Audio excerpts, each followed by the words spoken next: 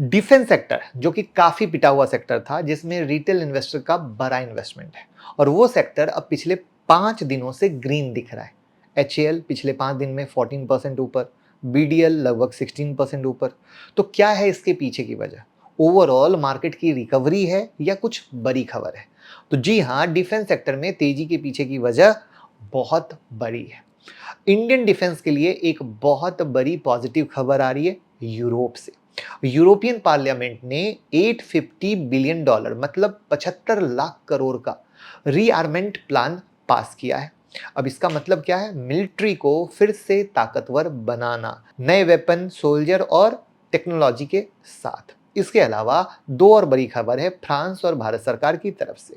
तो अभी सवाल आता है कि ये यूरोप में प्रपोजल पास हुआ है, तो इंडिया के लिए गुड न्यूज कैसे है, राइट? तो गुड न्यूज इंडिया के लिए है, और वही जानेंगे आज की वीडियो में हम। साथ में हम ये भी जानेंगे कि कौन कौन से डिफेंस के शेयर को फायदा मिल सकता है। लेकिन कोई बाय से रिकमेंडेशन नहीं है, सिर्फ हम डेटा फैक्ट दिखाएंगे जिससे कि आपको चीजें अच्छे से समझ में आ सके। तो चलिए वीडियो को शुरू करते हैं। तो सबसे पहले गुड न्यूज़ बता दूं, आप लोगों को स्टॉक सिलेक्शन का बड़ा टेंशन रहता है। तो इस बार हम लोग क्या कर रहे हैं, जो 25 मार्च से क्लास शुरू हो रही है, इसमें हम लोग हर दिन मार्केट खुलने के बाद, मार्केट खुलते समय कौन सा सेक्टर उस दिन परफॉर्म कर रहा है वो आपके ग्रुप में डाल दिया जाएगा, जिससे कि आप को जो हम सिखाएंगे उसके आधार पर उस सेक्टर के जो स्टॉक चल रहे हैं उससे आप पैसा कमा सकते हो। तो अगर आपको इस तरह की चीज़ें चाहिए कि इंट्राडे, स्विंग, पोजिशनल सब कुछ सीख सकें, इन्वेस्टमेंट सीख सकें, तो 9708094321 पे भी कॉल कर दीजिए, और वो सेक्टर के बारे में भी आपको पता चलता रहेगा, तो सब फायदा मिलेगा। तो सीट बुक कर लीजिए। तो पहली बड़ी खबर यह है कि यूरोप अपनी डिफेंस ताकत को तेजी से बढ़ाने में लगा है। जर्मनी ने अपने मिलिट्री बजट को हिस्टोरिकल लेवल तक बढ़ा दिया है, और यूरोपियन यूनियन ने 800 बिलियन यूरो यानी 75 लाख करोड़ का डिफेंस प्लान लॉन्च किया है। इसके अलावा फ्रांस भी अभी 5 बिलियन यूरो रेज कर रहा था, यानी 47,300 करोड़ अपने डिफेंस बजट को बढ़ाने के लिए। फ्रांस आने वाले टाइम में अपने जीडीपी का 3% खर्चा डिफेंस पर करने वाला है, जो कि अभी सिर्फ 2% करता है, यानी 1% बहुत बड़ी अमाउंट होती है। लेकिन क्यों? इसका जवाब है ट्रंप चाचा, जिन्होंने यूक्रेन की सारी मिलिट्री फैसिलिटी बंद कर दी। ऐसे में पूरे यूरोप को एक बात समझ आ गई कि अगर यूएस आज ऐसा यूक्रेन के साथ कर सकता है, तो कल वो किसी और देश के साथ भी कर सकता है, और इसीलिए यूरोप अपना डिफेंस बजट बढ़ाने में लगे हैं। तो अब सवाल यह है कि इंडिया को इसका फायदा कैसे मिलेगा? तो यूरोप के पास जरूरत के हिसाब से फैक्ट्रीज, स्किल्ड वर्कर्स नहीं है। इस वजह से वो इंडिया से डिफेंस इक्विपमेंट लेना चाहेगा, क्योंकि इंडिया के पास है लो कॉस्ट एडवांटेज और strong manufacturing base. India Europe के लिए एक रिलायबल पार्टनर भी है, और फ्रांस की इंडिया से बहुत अच्छी दोस्ती। तो ये एक बिग एक्सपोर्ट का मौका है। ये defence spending boom Indian defence stock को जबरदस्त तेजी दे सकता है, लेकिन आज कल परसों में नहीं। ये एक लंबा प्रोसेस की कहानी है, क्योंकि लोग सिर्फ आधा सुनकर इन्वेस्ट करते हैं और फिर बाद में फंस जाते हैं, क्योंकि ऑर्डर भी मिलेगा कि नहीं मिलेगा ये भी बड़ी बात है, इसको भी समझना है। ठीक है, तो अब देखते हैं कि भारत की सरकार की तरफ से क्या खबर आई है। तो गवर्नमेंट पूरा सपोर्ट कर रही है इस सेक्टर को। ठीक है, इंडियन गवर्नमेंट भी डिफेंस सेक्टर को पूरा सपोर्ट कर रही है। 1.8 लाख करोड़ का डिफेंस प्रोक्योरमेंट बजट फिक्स किया गया था, जो 12.9% ज़्यादा है पिछले साल से। इसके लिए हाल ही में 61,000 करोड़ का नया डिफेंस ऑर्डर दिया गया है।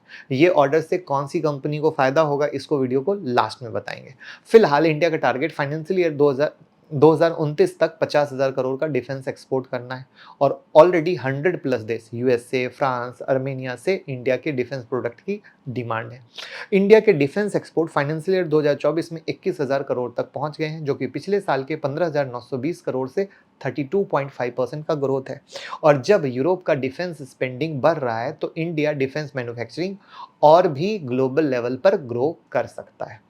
आगे बढ़ने से पहले एक बार हम इस डेटा पर भी नजर डाल लेते हैं कि कौन सी कंपनी क्या डिफेंस वेपन और इक्विपमेंट एक्सपोर्ट कर रही है। तो आपके स्क्रीन पर सारे नाम दिख रहे हैं, इसको वीडियो को रोक कर जरूर देखिएगा, क्योंकि ये लंबी लिस्ट मैंने आपके लिए ही बनाई है।